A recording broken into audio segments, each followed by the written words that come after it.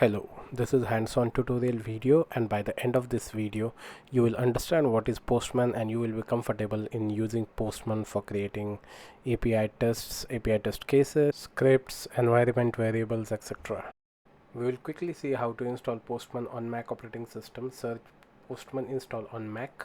On Windows it's very easy, like just installing any other software. For Mac, once you open this link you will see two options, Mac Intel chip and Apple chip. So you have to find out which Apple you have, which MacBook you have, so you can find out from about, and here you can see like I have Intel. So in case of Intel, I will go and click on the Intel option. The download has started. Once download is completed, we will just open this folder, so this will automatically unzip on Mac, and just double click. So again, the installation is quite easy. The verification is in progress. Okay, we will open it. Okay, move to application folder. This helps in further updates to Postman and all, so just move it to application folder. Okay, so it's starting up now. Once your Postman is started, you will see something like this. So you have two options, sign up or sign in. So if you are new, just click on sign up, fill in the details. You can sign up with Gmail or anything, and once you click on sign up, you will see some web form like this. So fill in the details and sign up. After sign up, you will see this page which says welcome to Postman and stuff like that, so you will understand it. Just enter name and stuff. So I will just enter my YouTube channel's name, and yeah, I'm a student. We're always learning, right? Let's click continue. So because I had already had Postman, so I am seeing this option because I have some data from Scratchpad. You will not see this option if you are first time, so you can discard that setting if it is first time.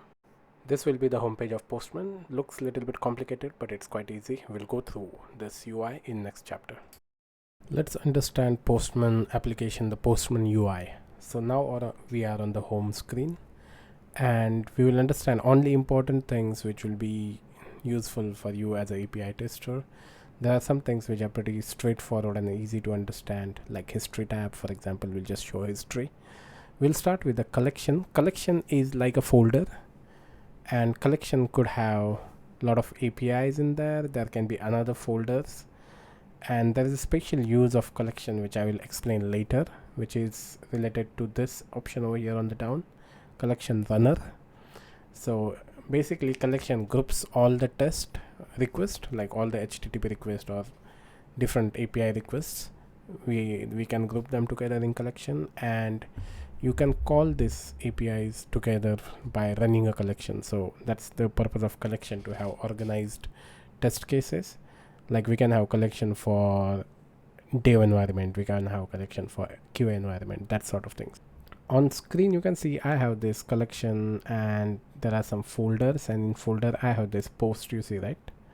So this post here, like post new article, is API request. So let's see how to create collections and how to create API request, and also we'll write some test cases for that API request. If you don't have any APIs for testing, you can search this website, open this website reqres.in, which has a lot of sample APIs. This website have few APIs, get type, post type, and put, delete, everything. So we can use some of these APIs for our tutorial, and you can also use these APIs for understanding and learning of API testing. Now I will create a collection first. To create a collection, just click on this button, and let's create a blank collection, and we'll name this collection. So this collection will be the tech flow, and you'll see this collection is empty. We will add a request, and you can name this request like get page request. For example, I'm naming this as a get page request. And now you see we have option for adding a URL, and we have option for selecting the type of method, right? And we have various other options. Let's go ahead and create one request first, so it will be easy to understand. We will go back to this website, and we will try to test this API, and we need full address of this API. So I will just open inspect, go to network tab, and just once again call this API. So you can see here I have complete address. So it's easy. It's actually their website's address and then the path. So copy this, go back to our Postman. So we selected type of method is get, we will paste the request which we have copied. It's like on this servers, and just send this request. And now you can see in the Postman we could see same response which we are getting on the web page, right? Now let's check this option. First one is params. Params is parameters. We pass different parameters to API. Like I need for page number 2, so we were passing 2. If you need some other page number, we will pass another number over here. So it's just parameter. Next is a authorization tab. So if API has some security, like some password authorization, we have to use this parameter. In this case, this API have nothing, like no authorization, so we are not using anything. Headers is again just type of information we are passing to server. In this case, we don't need it, so we will skip it. Next is a body where we send some information like JSON body to post type or put type of APIs. That will be used in post, not in get. Now this is the important tab for most of the QA testers and people who will be using Postman. So pre-request and post request. So pre-request is something which you want to do before sending request, and post request is just like testing the response when you have to do test on a response. Like for example, I want to test that total pages are 12. We can do that from post response script, but for pre-request it is more of like we want to do something before sending the request. So let me show you one simple example here. Like instead of writing 2, I am just writing a name of variable here. So page is just a variable, and before sending this request I want to set this variable. So what I will do is I will just you can find some snippets here. I will use this set an environment variable. So our environment variable is page 2 and value we want to set is 2, right? So name is page, and we will send this request. So you see we are now not sending 2 here, but it's still getting information for 2. So here is a console. From console we can see what exactly request we are sending. I will clear this once again and send it once again for you to understand. So we'll see this, the information is sending page is equal to 2 because pre-request script has set this page value as 2. If you change this to 4, it will be 4. Let me clear this. Yeah, 4. By the way, console is very important for you to understand what exactly things are happening, what request you are sending, what response you're getting, all those kind of information. You can also see response body here. Now let's go to post response. As I said, post is used for testing your API. Like you want to test something like status is 200, right? That is a success status. So there are some snippets here for you to quickly try out, but you can write a lot of advanced test cases. I will add that information in some other videos because this is just high level information for you to get started.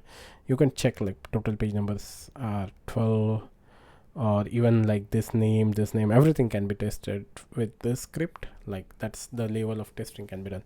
So I will go and check that my API returned 200 status or not, and that is here, like code is 200. So you see pm.test, that's environment variable, and we say that okay, just verify that status is 200. If I send this request now, you can see additionally we got test result here, and test results say that it is pass. If I check for, let's see if I'm validating if it is 400 and I send this request, the test is failed because it is 200.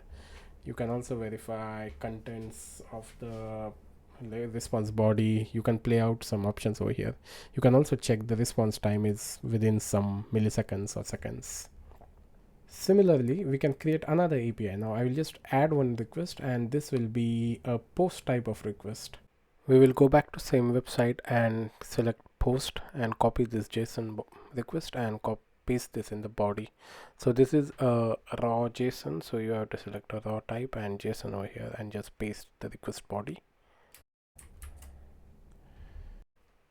We need a URL, that is API for create. So I will open website once again, and we have this path, and if I click on this path I get the complete URL. So just copy this complete URL and go back to Postman and paste it. Now we have our complete request ready. Just send this request and you should see response, the response body. Now let's write some test cases for this response body. The easiest one is like check the code is 200 and status. We can also add one more test case to see the content. So From this body I will check if there's leader. Okay, let's see results. So one test is failed. Okay, so the status is not 200, right? In case of post, the standard is to send 201, that is created response.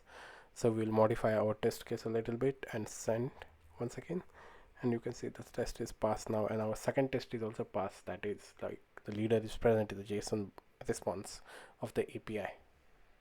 I hope this much information is enough for you to get started with the Postman.